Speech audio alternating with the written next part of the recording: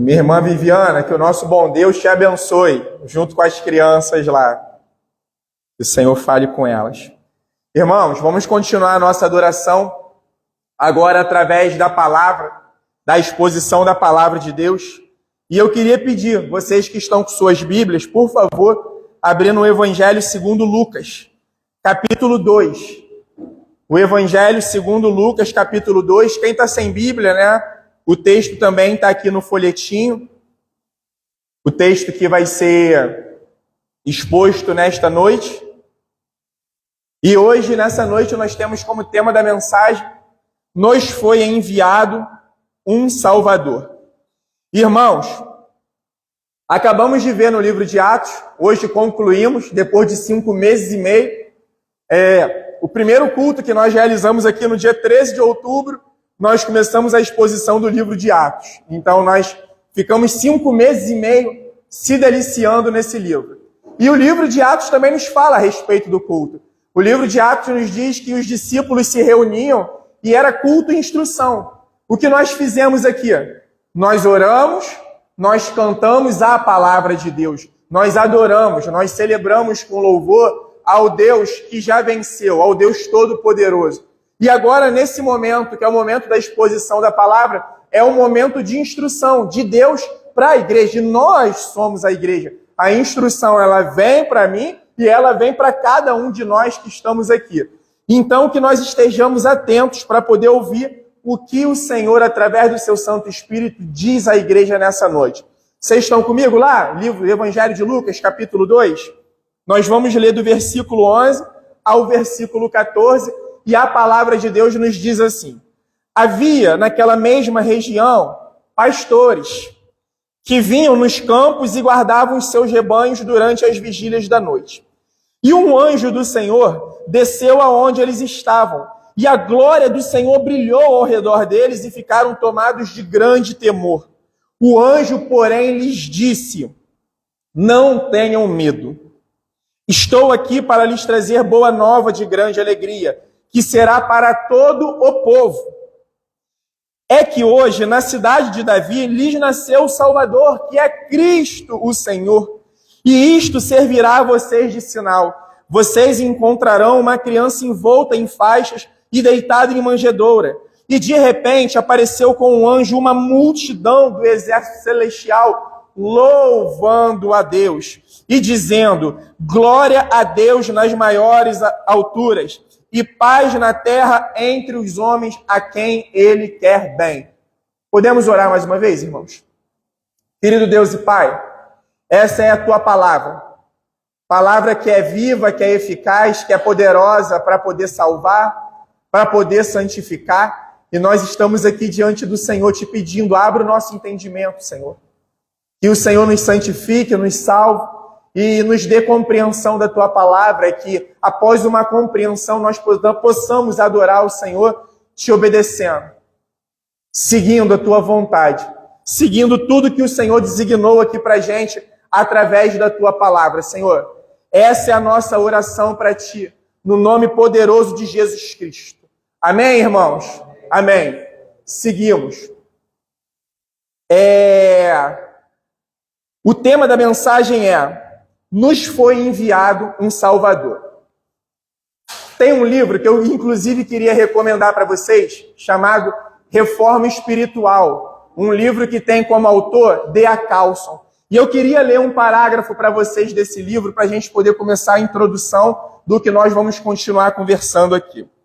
Se Deus entendesse que a maior necessidade era econômica, Ele teria enviado um economista. Se Ele entendesse que a nossa maior necessidade era entretenimento, Ele teria enviado um comediante ou um artista. Se Deus tivesse percebido que a nossa maior necessidade era estabilidade política, Ele teria enviado um político. Se Ele tivesse percebido que a nossa maior necessidade era na área da saúde, Ele teria enviado um médico. Mas Ele entendeu que a nossa maior necessidade envolvia o nosso pecado, a nossa alienação dele, a nossa profunda rebelião, a nossa morte, e por isso Ele nos enviou um Salvador. O que Paulo está dizendo é que levar uma vida digna de Jesus Cristo é transbordar de ação de graças alegres, à luz da salvação que recebemos das suas mãos, quando somos transferidos do domínio das trevas para o reino do Filho amado por Deus. A nossa única resposta apropriada é jubilosa gratidão. Irmãos, até tomando a liberdade de complementar o que D.A. Carlson, repetindo, Reforma Espiritual, é um livro que fala muito sobre oração, indico a vocês. Eu gostaria até de ir um pouco além do que ele falou. Se nós estivéssemos precisando de conselhos coaches, Jesus teria nos enviado um coach. Se nós estivéssemos precisando de um líder social, como muita gente tenta vender Jesus hoje, que ele foi um grande revolucionário, Jesus teria nos enviado um revolucionário, Deus teria nos enviado um revolucionário. Teria nos enviado um grande líder social. Mas nós precisamos partir da compreensão que Deus nos enviou um Salvador. Nós precisamos, irmãos, o Evangelho, não tem outra maneira de iniciar uma vida pelo Evangelho, uma caminhada cristã, se não for a partir do arrependimento. Arrependei-vos. O Evangelho, ele só faz sentido na vida daquele que se reconhece doente, na vida daquele que se reconhece devedor. Irmãos, falamos isso na escola bíblica, mas repetiremos aqui mais uma vez. Jesus Cristo, ele pode curar as nossas dificuldades da alma e do físico? Claro que ele pode curar. Jesus Cristo, ele pode ser aquele que vai ser auxílio para a gente dentro das nossas necessidades financeiras, econômicas, familiares? Claro que ele pode ser. Mas o motivo e o grande objetivo de Deus para as nossas vidas não é esse. O Evangelho não é isso. O Evangelho se trata de um Salvador, de um Messias que nos foi enviado. E a mensagem, irmãos, ela é sempre para aquele que crê e para aquele que ainda não crê. Ela é sempre uma mensagem de salvação e uma mensagem de alinhamento, ou talvez de realinhamento. Uma coisa é certa, uma coisa é muito certa. Se nós estivéssemos com as nossas mentes e corações, se nós estivéssemos com os nossos dias tomados e preenchidos pela palavra e pelas promessas do Senhor, eu tenho certeza absoluta que grande parte das dificuldades que nós atravessamos aqui nessa vida, ela seria sanada. O que está nos trazendo muita ansiedade, muita dificuldade, é que nós estamos com a nossa vida muito pautada nas coisas daqui. E Jesus, na verdade, o Pai nos enviou Cristo como um Salvador. Ele não enviou ele como um conselheiro amoroso, como um guru financeiro. Ele nos enviou um Salvador. O interessante que o texto bíblico que nós lemos aqui, ele falou sobre paz entre os homens a quem ele quer bem. Vamos começar a pensar essa paz por uma perspectiva aqui desta vida, né? Irmãos, vamos pegar como exemplo as grandes guerras. Vamos lá na Segunda Grande Guerra Mundial. Em algum determinado momento, foi estabelecido paz, entre aspas, né? O sistema nazista estava sendo derrubado, a Alemanha declarou a sua rendição e as outras potências, as outras nações, as outras alianças comemoraram a sua vitória. E aí a gente teve ali um decreto de paz. Irmãos, imagina para os cidadãos que viviam na Europa naquele momento. A Europa estava completamente devastada. É uma paz, mas que envolve sofrimento. A paz terrena, ela é transitória. Aí vamos pegar, nós vivemos a Segunda Grande Guerra. Vamos pegar hoje as nações, não estou dizendo que vai acontecer, mas eu acredito que na história mundial a gente nunca teve tão perto beirando uma outra grande guerra mundial. Então, a paz que é estabelecida segundo os homens, ela é sempre transitória. Isso quem diz não são os teólogos, não. Quem diz são os historiadores. Que você contar a história do mundo é você contar a história das guerras. E aí, vamos pensar agora pela perspectiva do judeu. O Holocausto. Chegou lá as nações e falaram, o sistema nazista caiu. Vocês estão livres, irmãos. Será se essas pessoas conseguiram ser as mesmas pessoas ao restante das suas vidas? Será se tudo aquilo que aconteceu e a grande promessa de paz que nos chega através do céu é diferente? É uma proposta de paz eterna. É uma paz que vai durar para sempre. É uma paz que nós começamos a experimentar aqui, mas que vai se consumar na segunda vinda de Cristo. No mundo tereis aflições, mas tem de bom ânimo. Por quê? Porque eu venci o mundo. E eu queria também, já nesse início, sabendo, entendendo que o nosso Cristo nos agraciou com uma paz eterna, eu queria começar fazendo uma reflexão com vocês. Vamos pensando juntos. O que talvez seria melhor ouvir de Cristo? Vá, você foi curado. Vá, seus sonhos serão realizados. Vá, você será reconhecido aí nesta terra. Vá, o dinheiro que você tanto almeja lhe será dado. Ou se é melhor a gente ouvir, vá em paz, os seus pecados foram perdoados. Será se a gente não está trocando isso por aquilo? O Evangelho tem a ver com perdão de pecados. Eu me arrependo, eu me reconheço pecador. E a partir desse momento, o Senhor vem e fala, tem saída para você. Tem uma escapatória para você, tem um caminho, tem uma verdade e tem uma vida que está estabelecida para você. E sabe o que as multidões continuam preferindo ouvir? Ah, me dá minha cura, eu vou embora. Lembra o caso dos leprosos? Quantas vezes, pega aí os evangelhos, quantas vezes Jesus falou, você foi curado. Mas ele não falou que você foi salvo, que a pessoa tinha sido salva. Que os pecados dela tinham sido perdoados. Sabe por quê? Porque, infelizmente, muitas vezes, as multidões continuam buscando Jesus por aquilo que está nas mãos dele. A gente quer sanar as nossas dificuldades aqui para esta vida. A gente tem amado mais as coisas daqui. E nós precisamos retornar a esta compreensão.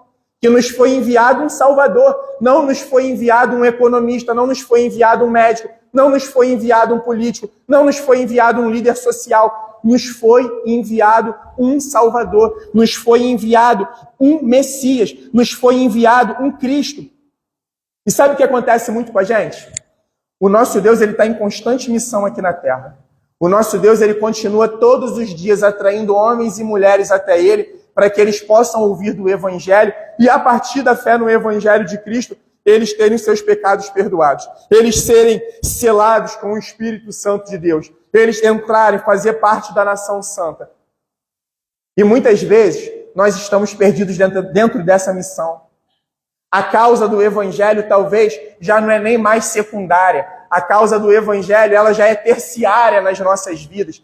A gente pega a palavra de Deus, o Novo Testamento, para poder estudar, e me perdoe, tá, irmãos? Muitas vezes a gente fica idolatrando as pessoas que estão aqui relatadas na palavra.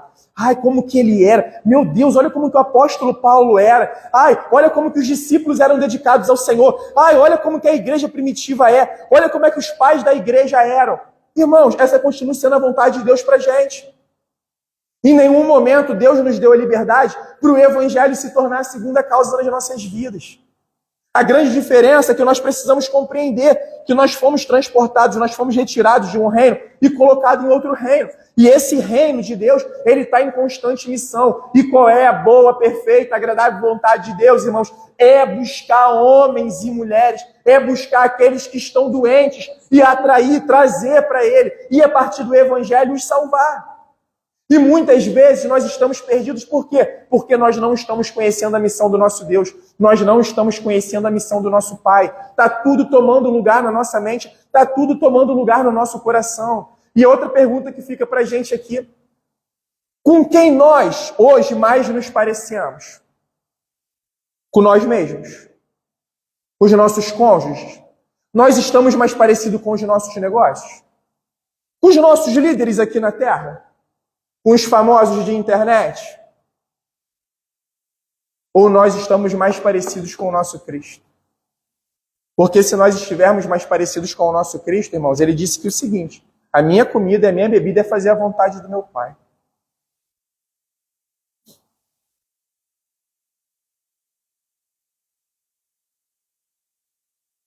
Sabe por que isso acontece?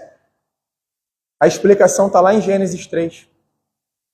O pecado, quando entrou, falsamente ele nos tornou deuses, com D minúsculo.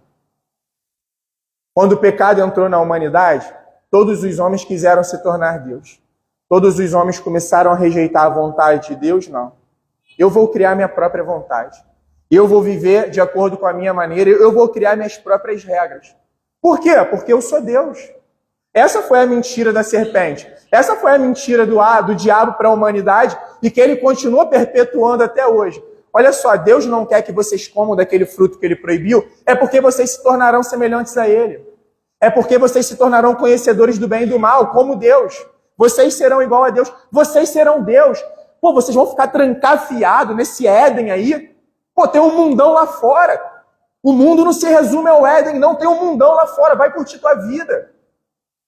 Adão, Eva, poxa, vocês vão ficar aí só na vontade desse Deus? Vai lá fazer como vocês querem. Vai lá estabelecer suas regras. E continua sendo a mesma coisa até hoje no cristianismo. Pô, vocês vão ficar seguindo um Cristo. Um homem que morreu lá 2000 anos atrás. Vocês nem sabem se ele viveu. Não, viveu sim. Ah, mas ele foi só um revolucionário lá, pô. Jesus foi um Che Guevara da antiguidade. Jesus foi só um revolucionário que surgiu lá para poder peitar o sistema. Essa é a grande mentira do diabo, irmãos. Esse continua sendo o grande conto do vigário até os dias de hoje. Reduzir a pessoa e a obra de Cristo. Mostrar Jesus como só um homem, como alguém assim sem significado. Não, Jesus não é Deus. Sabe por quê? Quando o diabo consegue inculcar isso na nossa mente, que a gente não precisa de um salvador, é porque o diabo diz, vocês são bons, pô. Vocês são bons. Perdoar pecado.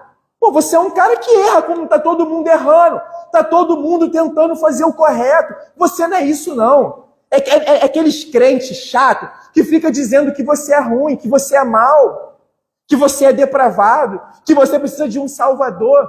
Tu não precisa não, poxa. Não, mas tá todo mundo errando, pô. Tá todo mundo errando.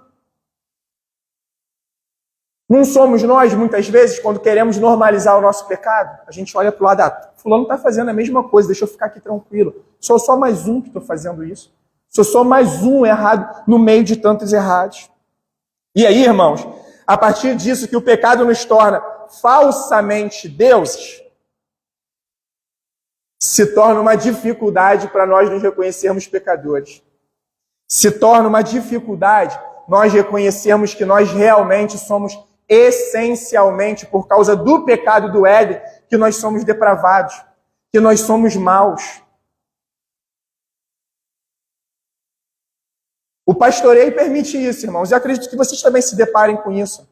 Às vezes, pessoas até que estão, assim, vamos dizer, acometidas de grandes doenças, de enfermidade, diagnóstico não muito bons, e aí chega a esperança do Evangelho. É muito interessante que as pessoas respondem assim, eu sabia que o Evangelho chegaria a mim, eu fui uma pessoa boa. Em algum momento, Deus iria me recompensar. Mas só que isso não é Evangelho. O Evangelho não é recompensa dos meus bons atos. Sabe por quê? O profeta Isaías falou 700 anos antes de Jesus que as nossas principais atos ou obras de justiça perante o Senhor são como trapo de imundícia. Não serve. Aquilo que nós apresentamos para Deus na nossa própria força e entendimento, para Ele não serve. E essa é a grande outra mentira do diabo. Para quê? Porque quando nós não nos reconhecemos pecador, para que eu vou ter um salvador? Para quê? Se eu não sou pecador, eu não tenho pecado, eu sou um cara bom, para que eu preciso de um salvador para poder me reconciliar com Deus? E ainda mais ainda, a partir de um Salvador, Jesus vem e se torna o nosso Senhor. Para que eu vou ter um Senhor? Para que eu vou ter alguém comandando a minha vida, comandando os meus dias? Para que eu vou seguir um homem que viveu 2000 anos atrás? Irmãos, o diabo, essa é a maneira dele de afastar a humanidade, homens e mulheres de Deus. É falar para a gente, vocês são deuses e vocês são bons. Essa é a maior pregação, porque chegou Jesus pregando, arrependei-vos, pois é chegado o reino dos céus. Diabo, não. Vocês são deuses e vocês são bons. Vida é aqui, é para curtir agora. Que esse negócio de ficar curtindo, perdão, de viver por uma esperança futura, não, isso é maluquice. A vida é para ser vivida aqui agora. O que é bom é esse mundão. E a gente está perdidinho no que é o Evangelho. E eu falar uma coisa, irmãos.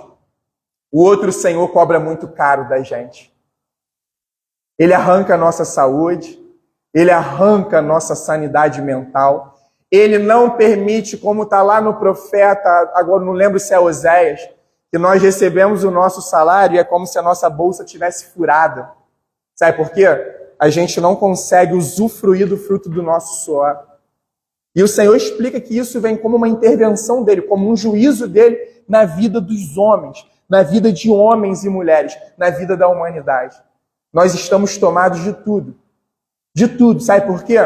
Porque aos pouquinhos nós estamos esquecendo que Jesus nos foi enviado como Salvador. E quando nós esquecemos de Jesus como Salvador, a gente vai esquecendo de Jesus como Senhor. E aí, irmãos, inclusive, ele viveu no nazismo, ele era um teólogo e pastor alemão e foi morto pelo regime nazista, porque ele se opôs, ele se pôs contra a tudo aquilo que eles estavam praticando. E ele tem uma frase muito interessante que ele diz o seguinte: chamar Jesus de Salvador não vai nos custar nada. Por que não vai nos custar nada? Porque ele já fez a obra, ele já é o Redentor, ele já foi na cruz. Mas chamar Jesus Cristo de Senhor vai nos custar tudo. Porque a partir do momento que nós temos um Senhor, nós já não vivemos de acordo com a nossa vontade. E sabe o que está acontecendo? Estão enganando a gente por todos os lados sobre o que é o Evangelho. E sabe o que está acontecendo? Nós estamos entrando, derrapando, que nem uns bobões, me perdoe a expressão da palavra, irmãos. Nós estamos entrando em tudo aquilo que não é Evangelho. E estão sugando a nossa sanidade.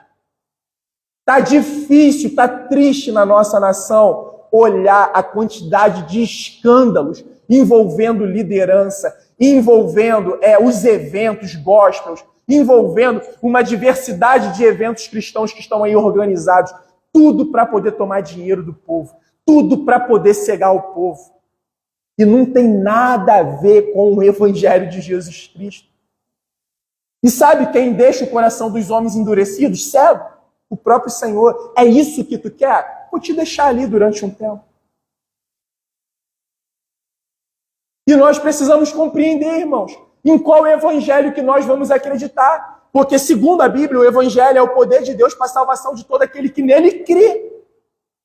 Essa é a mensagem do evangelho. O evangelho nos alcança, irmãos, e aí ele começa a nos sacudir. Essa palavra aqui, ela vem nos chacoalhar. Ela vem nos mostrar, ó, isso você está ok, nisso você precisa melhorar. Mas como um pai bondoso, Deus não é aquele pai que fica só lá de longe dando ordens, Não, ele é aquele pai de perto. Ou nós somos mentirosos, porque nós cantamos isso daqui. Que o Todo-Poderoso está entre nós. Isso é uma verdade, irmãos. Ele vem, ele continua vindo. Dia após dia, hora após hora, minuto após minuto, segundo após segundo. O nosso Deus continua vindo. Ele continua vindo. E, irmãos, quando o Salvador chega na nossa vida, nós compreendemos que ele é a própria vida. Mas sabe o que acontece? Jesus é vida plena e abundante. Mas só que o nosso pensamento ocidental, completamente secularizado, quando a Bíblia fala de vida plena e abundante, a gente fecha os olhos e já começa a imaginar, caramba, olha lá, eu tenho 3 contas digitais, caramba, tá recheado de grana. Ó, meus carros, minhas casas, ó, como é que eu estou prosperando. A nossa visão bíblica de vida plena e abundante é isso. Ó como é que eu estou famoso. Ó como é que eu estou reconhecido.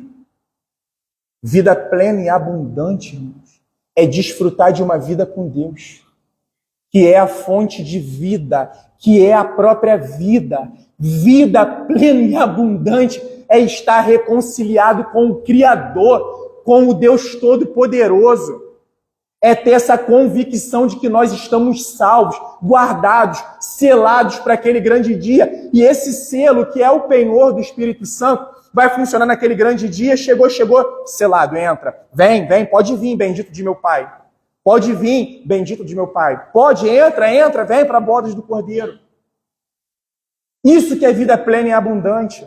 É estar em Cristo. O que vai nos acontecer é consequência, irmãos. Na verdade, é aprender a encontrar em Deus contentamento nos dias da fartura e nos dias da dificuldade. E lembrando, para a gente retornar aqui ao texto, nos foi enviado um Salvador. Sabe por quê, irmãos?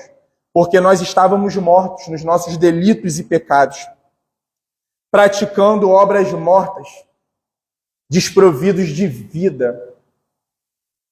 Não tem esses filmes que, com certeza, que todos já devem ter visto, de morto-vivo? Essa era a nossa condição. Nós estávamos mortos, mas andando. As pessoas que não creem em Cristo, elas continuam na condição de um morto-vivo. Vivo aqui para esta vida, mas morto para o reino vindouro, para o reino eterno. E, na verdade, é melhor que nós estejamos mortos aqui para esta vida e estejamos vivos para o reino vindouro e para o reino eterno. E, na verdade, o Evangelho é uma decisão. O Evangelho ele é uma decisão racional. O nosso culto é racional. Sabe por quê, irmãos? Só vai nos levar à obediência a Cristo a nossa fé racional em Cristo. O nosso entendimento de que Ele está vivo, de que Ele reina, de que Ele ressuscitou, de que Ele é Senhor, de que Ele está no comando dos nossos dias. Mas sabe por que muitas vezes nós estamos tendo essa dificuldade?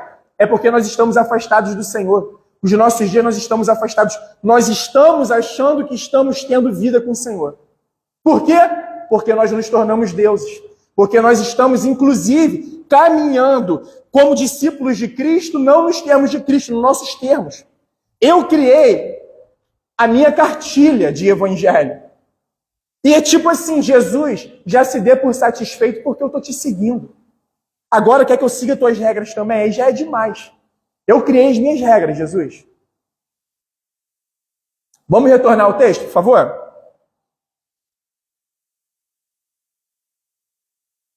O texto diz o seguinte: havia naquela mesma região pastores que vinham nos campos e guardavam os seus rebanhos durante as vigílias da noite. Isso aqui já está cheio de informação para a gente. Os pastores, nessa época, eles eram uma classe desprezada dentro de Israel, principalmente pelos fariseus e escribas. Eles não participavam da vida religiosa, eles não participavam da vida civil. Inclusive, os escribas, os fariseus, colocavam os pastores no mesmo naipe dos pecadores e publicanos. E olha como é que Deus vem invertendo toda a lógica dos homens. E possivelmente, esses pastores, eles guardavam o rebanho, eles pastoreavam o rebanho das grandes autoridades do templo de Israel. Por quê? As autoridades, elas tinham o seu próprio rebanho para eles poderem ter o controle dos cordeiros perfeitos para serem usados no sacrifício do templo. Então, meio que eles contratavam esses pastores para poder tomar conta dos seus rebanhos. E olha que interessante, o Senhor vem, inverte toda a lógica, ele não foi lá se reportar às autoridades de Israel, ele não foi lá se reportar àqueles que se achavam sãos. O Senhor chegou até os necessitados, o Senhor chegou até aqueles pastores e revelou algo divino a eles. O Senhor criou uma assembleia divina juntamente com aqueles pastores. O Senhor inverteu a hierarquia dos homens. O Senhor inverteu a lógica dos homens, como a gente continua vendo aí fora. aonde é favorecido talvez as autoridades, aqueles que têm mais, aqueles que estão com a caneta nas mãos, conforme nós falamos. Mas só que aqui o Senhor inverteu. E sabe como é que é interessante? Sabe por que isso também é muito interessante? Quem é o Cordeiro de Deus que tira o pecado do mundo? Jesus. E o Senhor escolheu pastores para poder anunciar essa mensagem, para poder anunciar a chegada do Cordeiro de Deus que tira o pecado do mundo. E no 9 continua: e um anjo do Senhor desceu aonde eles estavam. Guardemos isso, é importante. Olha a importância que Lucas deu na hora de registrar. Um anjo do Senhor, um mensageiro de Deus, desceu aonde eles estavam, e a glória do Senhor brilhou ao redor deles, e ficaram tomados de grande temor. O anjo do Senhor trouxe a glória para o anjo? Não, trouxe a glória do Senhor. E o que é a glória do Senhor? É o peso da presença de Deus. Os anjos trouxeram naquele ambiente o peso da presença de Deus. E sabe por que os homens, geralmente, eles ficam atemorizados diante da presença de um anjo? Porque aqueles que vivem em trevas, quando a luz chega, eles se reconhecem pecadores. Quantas vezes o anjo do Senhor veio na época do Antigo Testamento para executar os juízos de Deus? E é por isso, o homem se reconhece devedor, o homem se reconhece pecador. Mas só que o anjo disse para eles: não tenham medo. A minha missão aqui é outra, é uma missão de reconciliação. Não tenham medo, estou aqui para lhes trazer boa nova de grande alegria que será para todo o povo. O que o anjo veio trazer? O Evangelho. O anjo veio anunciar que está chegando aquele que foi prometido pelos profetas. Mas só que nenhum profeta prometeu um economista, prometeu um político, prometeu um revolucionário, prometeu um coach, prometeu um guru da prosperidade. E estão pegando o evangelho e bagunçando o evangelho com isso. Olha que o anjo diz: eu trouxe boa nova de grande alegria que será para todo o povo. É que hoje, na cidade de Davi, lhes nasceu o Salvador. O Salvador de quem, irmãos? Do pecador, que é Cristo, o Senhor. E Cristo significa o ungido. Nós sabemos que no Antigo Testamento Deus usou vários que foram ungidos, mas o ungido foi só um. E foi essa a promessa de Deus para as nossas vidas. É essa a promessa de Deus para todos nós que estamos aqui nesta noite. Nos foi enviado, irmãos, um Salvador. Aquele que veio nos libertar da condenação de quê? Do pecado. Do pecado. E por que tantas vezes a gente insiste em negociar, insiste em permanecer no pecado? Aquilo que faz separação, aquilo que aliena o homem de Deus.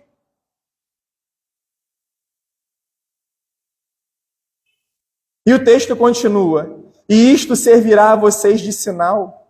Vocês encontrarão uma criança envolta em faixas e deitada em manjedoura. Olha como é que o nosso Salvador chegou, irmãos. Não chegou num ambiente de pompas, não nasceu dentro das famílias reais, dentro das famílias das autoridades religiosas ou políticas de Israel.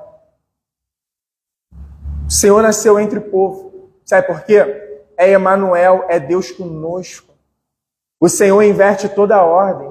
E por que nós continuamos lutando por tudo aquilo que não seduziu o nosso Cristo, que nunca seduziu o nosso Salvador? Lembra o diabo tentando ele? Se você me adorar, eu vou te entregar todas as nações da terra. Isso não seduziu Jesus. E por que tudo aquilo que é evangelho ainda continua nos seduzindo tanto, irmãos? Continua ocupando espaço de forma demasiada nas nossas vidas. E aí sabe o que acontece? A gente fica cheio de ansiedade. Como a gente diz no ditado popular, metendo os pés pelas mãos. Querendo resolver coisa de um ano para frente hoje. Querendo resolver aquilo que se resolve um mês para frente hoje. A gente não está mais aguentando os processos. A gente, quer resultado assim, Por quê? Por quê? Porque nós nos tornamos deuses mentirosamente lá no Éden. A gente acha que o poder está nas nossas mãos. A gente acha que a resolução está com a gente. Submeter a nossa vida à vontade de Deus são palavras vazias. Quando nós falamos isso. O diabo quer nos afastar, irmãos, da consciência de que nos foi enviado um Salvador. Jesus trouxe a cura para algo que somente Ele pode curar. Somente Ele pode declarar: os teus pecados estão perdoados. Você está reconciliado com Deus. A paz que Jesus nos promete é uma paz que nós começamos experimentando aqui. Mas os tempos de refrigério vão se consumar lá. É quando o reino estiver estabelecido de uma vez por todas. Aqui não, irmãos. Aqui é só local de posicionamento. É se posicionar pelo Senhor, pelo Evangelho todos os dias. E está sedento por vidas e por almas, sabendo que isso não está nas nossas mãos. É jamais perder a visão missionária da igreja. É jamais perder a missão de evangelização da igreja. E deixa eu falar para vocês. Evangelismo pelo padrão bíblico não é reuniões esporádicas, não. Missão, de acordo com a palavra de Deus, não é reuniões esporádicas e qual a igreja sai, não. Missão e evangelização é diário, é a todo instante, é a todo momento, aonde nós estivermos passando. Esse é o padrão bíblico de missão, esse é o padrão bíblico de evangelização. É a todo tempo nós estarmos envolvidos na missão de Deus. E no 13, para a gente poder começar a caminhar para concluir. E de repente apareceu com um anjo uma multidão do exército celestial. E olha que paradoxo, irmãos. Geralmente os exércitos, quando se reúnem, é porque é guerra, é porque o bicho está pegando. Tu não vê exército reunido para poder declarar paz. Aqui não. Aqui o exército celestial, aqui o exército de Deus se reuniu para poder declarar paz, louvando a Deus e dizendo: glória a Deus nas maiores alturas. Sabe por quê, irmãos? O Evangelho não se trata da nossa glória. O Evangelho não se trata das nossas escolhas por Deus. O Evangelho é sobre a escolha de Deus pelo homem pecador. O Evangelho é sobre a escolha de Deus pelo homem caído. Então, por isso que os anjos declaram, louvando: glória a Deus nas maiores alturas e paz na terra entre os homens a quem Ele quer bem. E aí a gente pensa, mas como paz? As nações aí mandando um míssil na cabeça uma da outra. Aí a gente pensa o Brasil é um país pacífico, né? Participou da Segunda Guerra um pouquinho, teve a Guerra do Paraguai, a guerra de não sei o quê. O Brasil é um país pacífico, irmãos. Você pega o nosso Estado, dividido em facções, em milícia. A nossa nação. Que país pacífico é esse? O estado do Rio, não sei se agora, ainda é por conta que está em guerra lá. O estado do Rio matava anualmente mais do que a faixa de Gaza lá na Palestina, irmãos. Isso era que país pacificado é esse? Que estado pacificado é esse? 40 mil? O Senhor, quando falou sobre essa paz, é a reconciliação do homem com Deus. Mas aí eu penso, isso está trazendo paz aos nossos dias? Jesus, pai, beleza, o teu filho morreu na cruz, todo mundo sabe. Estou careca de saber. Mas as minhas contas? Os meus negócios? A minha cura que não chega? Os meus pedidos aos quais o Senhor nunca atende? É a palavra, irmãos. Não é invenção, é a palavra. E a partir daqui a gente toma decisão. No que a gente crê, no que a gente segue. E a gente vê aqui um Deus que escolheu, e não uns homens que escolheram Deus. E caminhando para a gente poder concluir, vamos concluir com a palavra? Vamos seguir até o versículo 20?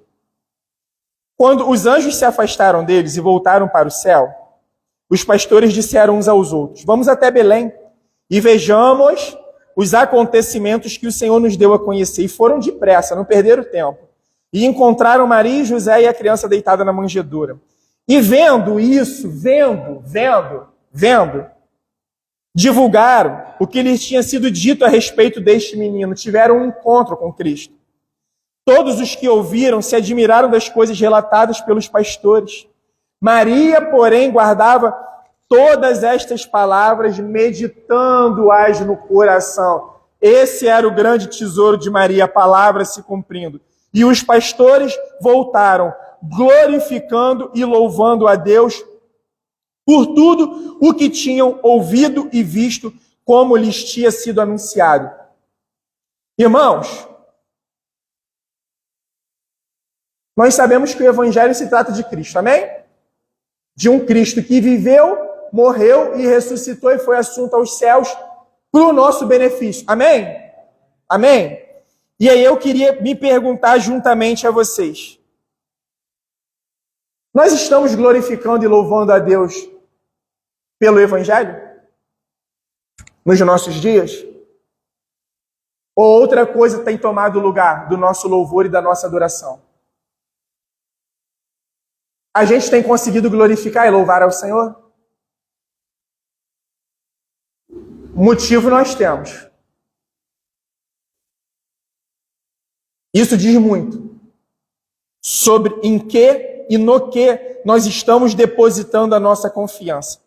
Com que nós estamos nos tornando mais parecidos.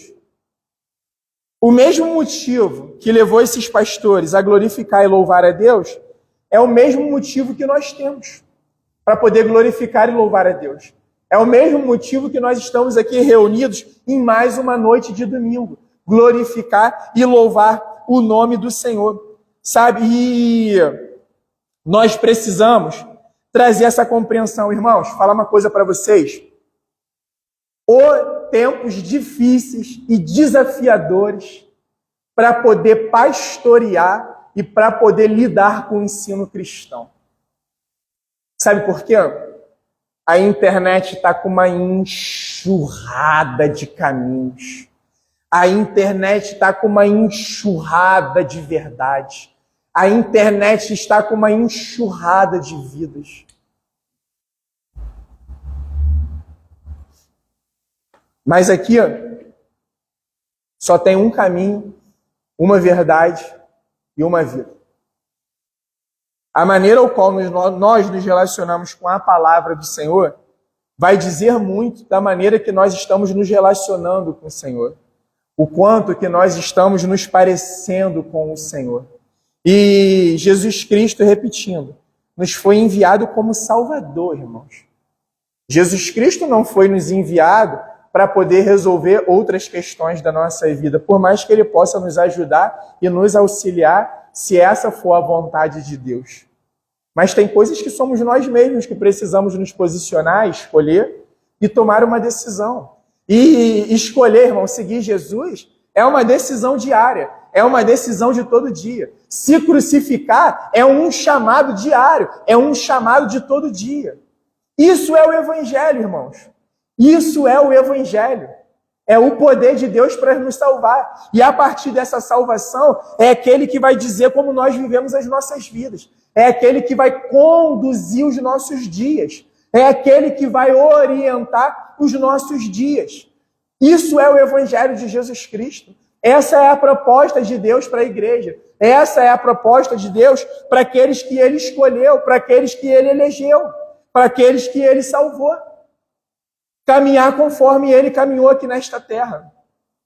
E é isso que nós estamos celebrando e buscando, dia após dia no Senhor. Amém, meus irmãos?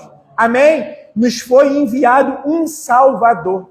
Nos foi enviado um Salvador. Jesus Cristo é o nosso Salvador.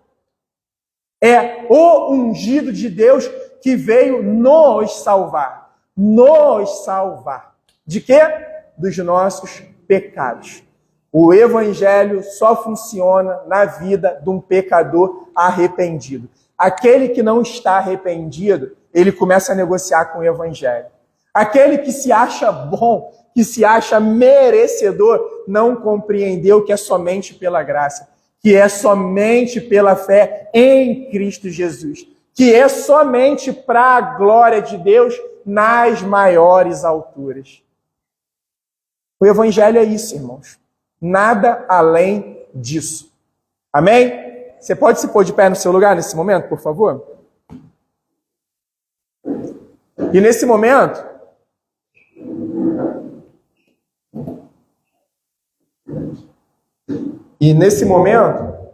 nós vamos orar ao Senhor para poder nós continuarmos buscando, clamando, pedindo a Ele que no poder do seu Santo Espírito Ele traga convencimento principalmente do pecado, que é por onde tudo inicia, e que nós possamos nos arrepender. Porque, na verdade, a gente reconhece o nosso pecado e precisamos nos arrepender dos nossos pecados, que significa abandonar os nossos pecados. E eu queria pedir, se nesse momento você pudesse fechar os seus olhos, curvar a sua cabeça, para que nós pudéssemos nos conectar com o nosso Deus, com o Eterno, com o Todo-Poderoso. Senhor Deus, te louvamos porque, mais uma vez, por graça, o Senhor nos revelou quem Tu és, o Teu plano, a Tua vontade, as Tuas verdades. Obrigado, Senhor Deus, porque a partir de uma compreensão das Escrituras, e somente a partir das Escrituras, nós compreendemos que somos salvos pela graça, somente pela fé no Seu Filho Jesus, e somente para a glória do Teu nome, Senhor. Obrigado porque o Senhor nos entregou o Seu Filho naquela cruz, naquele madeiro, para que hoje nós pudéssemos experimentar de uma paz com o Senhor. A paz da reconciliação, a paz que está nos levando a viver eternamente contigo e te adorar face a face, Senhor, por todo sempre. Pai amado, nós te pedimos, no poder do Teu Santo Espírito, como temos pedido incessantemente, que o Senhor possa trazer salvação através da Tua palavra, no poder do Teu Santo Espírito, que o Senhor possa trazer santificação, que o Senhor possa nos realinhar, Pai. Obrigado pelo Teu Evangelho, obrigado pela Tua palavra, que está nos instruindo, que está chamando a nossa atenção, que está colocando a nossa visão naquilo que é eterno, tirando os nossos olhos daquilo que é temporário, daquilo que é passageiro, daquilo que é perene. Obrigado, Senhor, porque a nossa pátria não é mais daqui. Obrigado, Senhor Deus, porque o Senhor já declarou o Teu juízo sobre essa terra, onde tudo será desmanchado, aonde nada que nós teremos terá valor. Mas obrigado, porque o nosso tesouro está no céu. E lá nós não estamos ajuntando nem prata nem ouro. Obrigado, porque lá nós estamos ajuntando destinos eternos juntamente com o Senhor. Obrigado, porque naquele grande dia a gente vai poder olhar para o lado, Senhor Deus, e ver quantas pessoas que foram salvas através da nossa vida pelo Teu poder. Nós vamos Te agradecer por termos participado desse plano maravilhoso, o plano de salvação, o plano de redenção. Graças nós Te damos, Senhor, porque Tu és perfeito, poderoso, santo, santo, santo é o Senhor, e somente Tu és santo.